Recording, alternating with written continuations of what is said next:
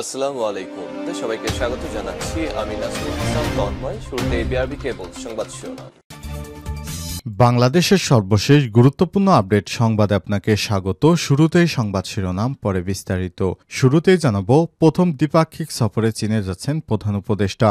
দ্বিপাক্ষিক সফরে চীনে যাচ্ছেন প্রধান উপদেষ্টা ডক্টর মোহাম্মদ ইউনূস। আগামী ২৬শে মার্চ দেশটির প্রেসিডেন্ট শি জিনপিং এর পাঠানো বিশেষ ফ্লাইটে দেশটির উদ্দেশ্যে রওনা দেবেন তিনি। বৃহস্পতিবার ৬ মার্চ সংশ্লিষ্ট সূত্র থেকে এসব তথ্য জানানো হয়েছে। এই সফরে চীনের প্রেসিডেন্ট শি জিনপিং এর সঙ্গে ২৮শে মার্চ ডক্টর ইউনূসের বৈঠকের আয়োজনের প্রস্তুতি চলছে। এরপর জানাবো, এবছর জাতীয় নির্বাচন আয়োজন কঠিন হতে পারে বললেন নাহিদ ইসলাম। অন্তর্বর্তীকালীন সরকার এখনও জননিরাপত্তা পুরোপুরি নিশ্চিত করতে পারেনি, ফলে এ অবস্থায় চলতি বছর জাতীয় নির্বাচনের আয়োজন করা কঠিন হবে বলে মনে করেন নবগঠিত রাজনৈতিক দল জাতীয় নাগরিক পার্টি এনসিপির আহ্বায়ক নাহিদ ইসলাম। বার্তা সংস্থা রয়টার্সকে তিনি এসব কথা বলেছেন। এদিকে ১০ মাস পর খাদ্য মূল্যস্ফীতি ১০% নিচে। দেশে ফেব্রুয়ারি মাসে মূল্যস্ফীতি কমে দাঁড়িয়েছে ৯.৩২%, যা ১০ মাসের মধ্যে সর্বনিম্ন। এবারে জানাবো, আইনশৃঙ্খলা বাহিনী ছাড়া কারো অধিকার নেই অভিযান চালানো বললেন স্বরাষ্ট্র উপদেষ্টা। স্বরাষ্ট্র উপদেষ্টা লেফটেন্যান্ট জেনারেল অবসরপ্রাপ্ত মোহাম্মদ জাহাঙ্গীর আলম চৌধুরী বৃহস্পতিবার ৬ মার্চ রাজধানীর পল্টনের টুরিস্ট পুলিশ হেডকোয়ার্টার্স পরিদর্শনকালে এসব কথা বলেছেন। এদিকে বৈষম্য বিরোধী ছাত্র আন্দোলনের কমিটি বাতিলের দাবিতে বিক্ষোভ, আল্টিমেটাম। নাটোরে বৈষম্য বিরোধী ছাত্র আন্দোলনে সদ্য ঘোষিত জেলা কমিটি আগামী ৪৮ ঘণ্টার মধ্যে বাতিলের দাবিতে আল্টিমেটাম দিয়েছে পদবঞ্চিতরা।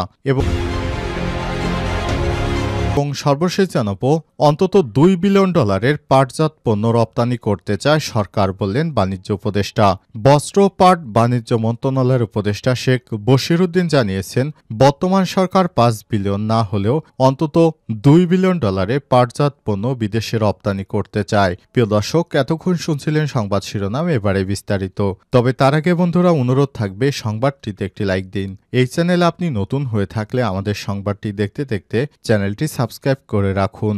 কমেন্ট করে বন্ধুরা আপনার মূল্যবান মতামত জানিয়ে দিন আপনি বিশ্বের কোন দেশ থেকে বা বাংলাদেশের কোন স্থান থেকে আমাদের সংবাদটি দেখছেন এবং শুনছেন। এবারে বিস্তারিত। প্রথম দ্বিপক্ষীয় সফরে চীনে যাচ্ছেন প্রধান উপদেষ্টা। দ্বিপাক্ষিক সফরে চীন যাচ্ছেন প্রধান উপদেষ্টা অধ্যাপক ডক্টর মোহাম্মদ ইউনূস। আগামী ২৬শে মার্চ দেশটির প্রেসিডেন্ট শি জিনপিং এর পাঠানো বিশেষ ফ্লাইটে দেশটির উদ্দেশ্যে রওনা দেবেন তিনি। বৃহস্পতিবার ৬ মার্চ সংশ্লিষ্ট সূত্রে তথ্য নিশ্চিত করেছে।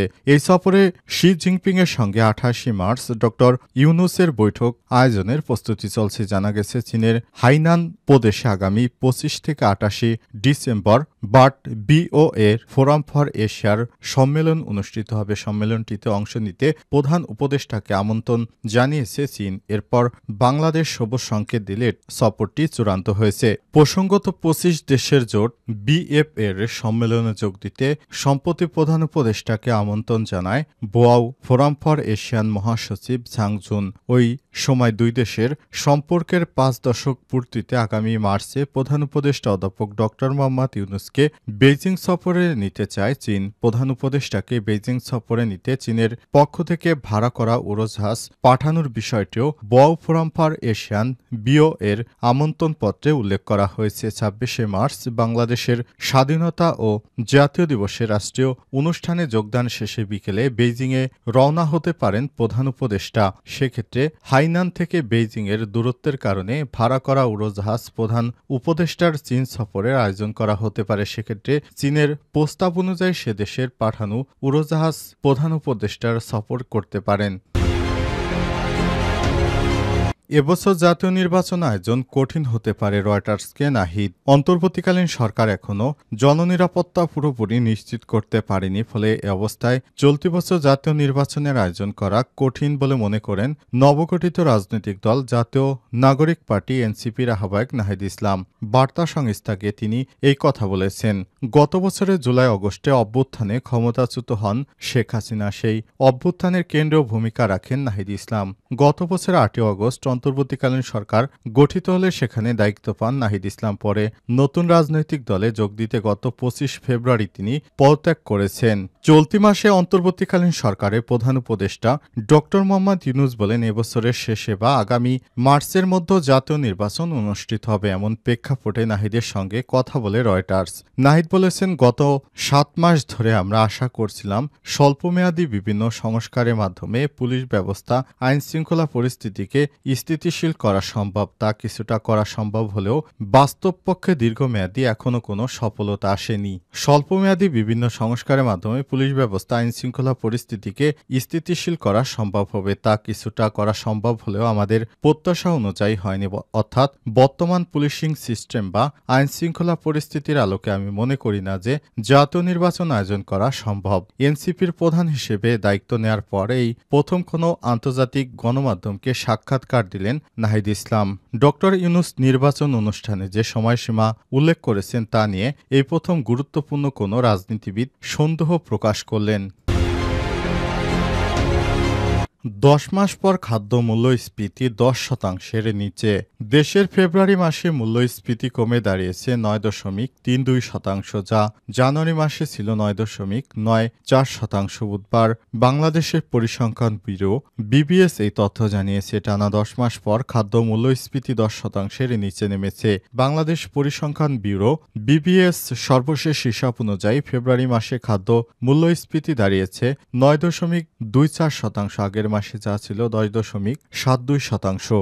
2025 সালে ফেব্রুয়ারি পয়েন্ট টু পয়েন্টের ভিত্তিতে মূল্যস্ফীতি হয়েছে 9.32%, যা জানুয়ারি 2025 সালে ছিল 9.94%। ফেব্রুয়ারি 2024 সালে ছিল 9.67%। এছাড়াও খাদ্য মূল্যস্ফীতি ফেব্রুয়ারিতে 9.24% থেকে 24% নেমে এসেছে, যা 2024 সালে ফেব্রুয়ারিতে ছিল 9.44%। প্রসঙ্গত, গত 6 মাসে চাল, আলু, পেঁয়াজ, মাছ, মাংস, ডিম ইত্যাদির দাম বেড়েছে। 2024 সালে জিনিসপত্রের দাম নিয়ে কিছু সাধারণ মানুষ সবচেয়ে বেশি ভুগেছে। গরিব ও সীমিত আয়ের মানুষের সংসার চালানোই তাতে কঠিন হয়ে পড়েছে। আইন শৃঙ্খলা বাহিনী ছাড়া কারো অধিকার নেই, অভিযান চালানো বললেন স্বরাষ্ট্র উপদেষ্টা।